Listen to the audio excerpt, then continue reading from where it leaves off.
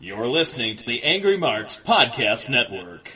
There were some wrestlers who would tell us when I call for quotes, and they say, hey, you guys write it better than we do. So when they actually got the quote, wrestlers just say it in sometimes they were character. contrived? Just keep it in character. It was keep it in character. That was the quote. Most guys would tell us, I don't care to, give you quotes and all that, but if you keep it in character, I don't care what you say. And we were very careful to make sure when we did that stuff that it was in character, and we never deviated from the character. The only time I saw that was before I started, and I never forgot this. Around 1969, I picked up a wrestling magazine, and Victor Rivera, who was a great wrestler, he didn't speak English well. He was Puerto Rican, and he didn't speak wrestling well. And I read this story by him that was like, it sounded like it was a Rhodes Scholar. Just didn't make So sense, that's long right? before I got. What's that? So that just didn't make sense, right? No, not at all. Not at all. Not at all. Something- But yeah, to answer your question, we went with the characters. We went with the storylines.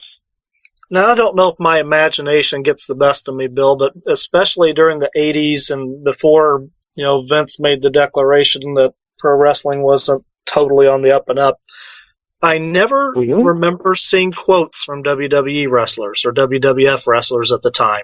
Was there WWE, WWF had their own magazine, and they did not want the outside magazines into their shows. They banned all the outside magazines.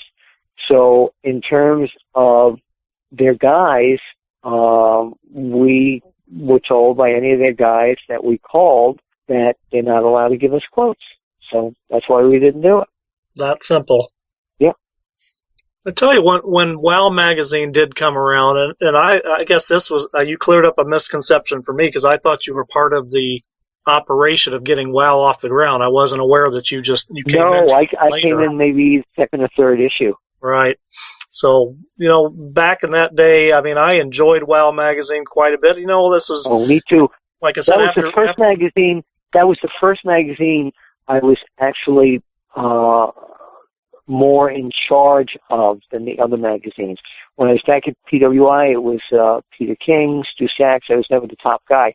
Here, I was the editor-in-chief here, and I had 2 or 3 people that worked on my team, Tim Toe, Elliot Fromm, and a couple of other guys who supported, what I needed to do. Well, the cool thing about that magazine, it was after Vince, kind of broke the kayfabe for everybody.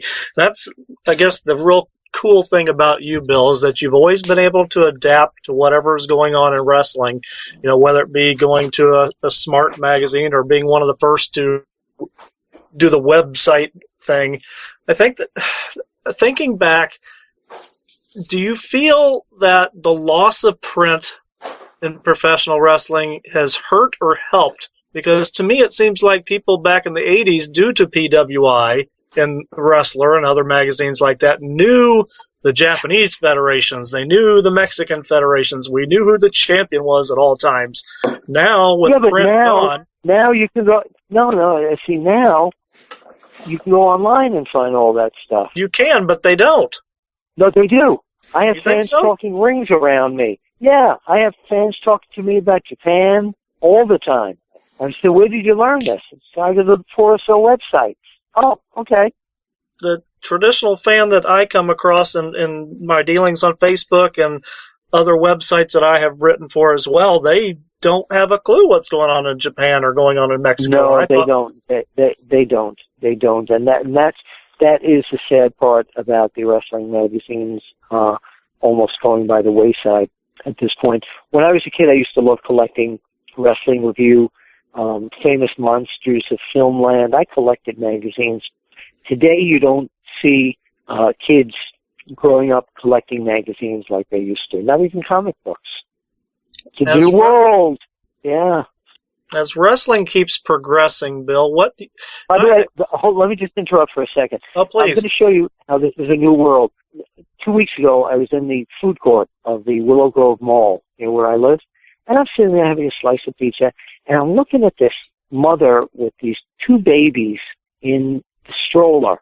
And it used to be like even 5 years ago, they'd have books to look at and all that. They both had iPads. That's what my kids do. Attached to the stroller. Yeah, so that shows you where things are going. Everything's electronic now. You're a forward thinker, Bill, and you always keep, like I said, reinventing yourself. But everyone likes to reminisce every now and then. I'm definitely one of those. What about professional wrestling do you miss that isn't around anymore? And then on the flip side, what positive things do you see in professional wrestling that may not have been around, 25, 30 years ago? Well, the positive thing is that the athletes are more streamlined and more athletic than they were back then, in my opinion. It's a different breed of athlete. What I miss is you see, it's so hard because I miss everything about the old school wrestling, like the 1 hour draw type of matches. Yes. But then again, when you see something quality like Chris Jericho against Randy Orton, there's the argument, see, they can still do that, even though it's not as long. So, I guess I miss the magazines, yeah. I still work for Fighting Spirit magazine in England. I still do work for one of the magazines. So, but the wrestling, what I watch today, and a lot of this stuff, even like, a lot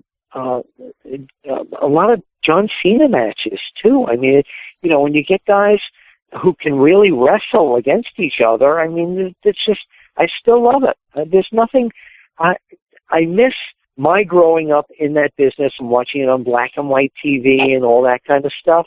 But every business has to change. Mm-hmm. I find myself missing you see a lot of matches in some promotions that are really hot spot matches. I miss good storytelling in the ring. And sometimes I don't think there's a lack of good storytelling. I think we analyze it too much. I think people try to be critics. They're too critical about this. I think people today, especially us on the internet and stuff like that, are looking too far into it and going like, oh, the guy's work rate was this. Like, you just sit back and enjoy it like a movie or something. What the heck? Why not? Too many people in the media end of this don't know how to sit back and enjoy it anymore. They're too critical. Bill, one character development that I really like is Damian Sandow being Mizdow now, and he's killing it. And I love it. I think that's great. So are there any guys that are kind of, you said you just sit back and relax and enjoy it. Are there any guys that are kind of under the radar that you really like a Mizdow type? A lot of the guys, Adrian Neville. Mm-hmm. I think he's great. I always like the flying guys. And that this guy with NXT is incredible. Most of the people in NXT, I think, are sensational. I really do.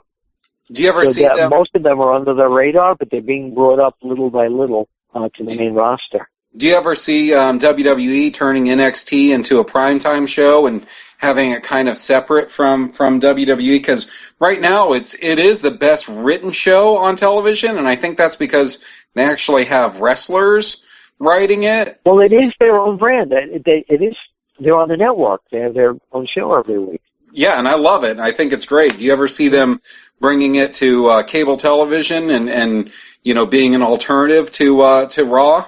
No, and I'll tell you why. Because I think their mindset right now is that watching stuff on your computer is the future of this business, and they want to draw people to that and be a trailblazer, just like they did with pay-per-view. Well, do you agree when Vince McMahon started putting wrestling on pay-per-view, it changed the whole pay-per-view industry.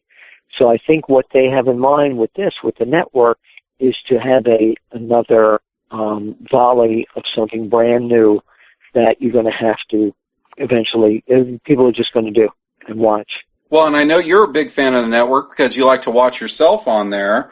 Do you know do you know of any other shows on the future that you're going to be a part of, or did they just? Yeah, I'm on. I'm already on a lot of the countdowns and a lot of the WrestleMania rewinds. I will be on the new Rivalries show. I'll be on a few of those, and they also have a new DVD coming out in December called True Giants, and I hosted a segment about Haystacks Calhoun that will be on that DVD.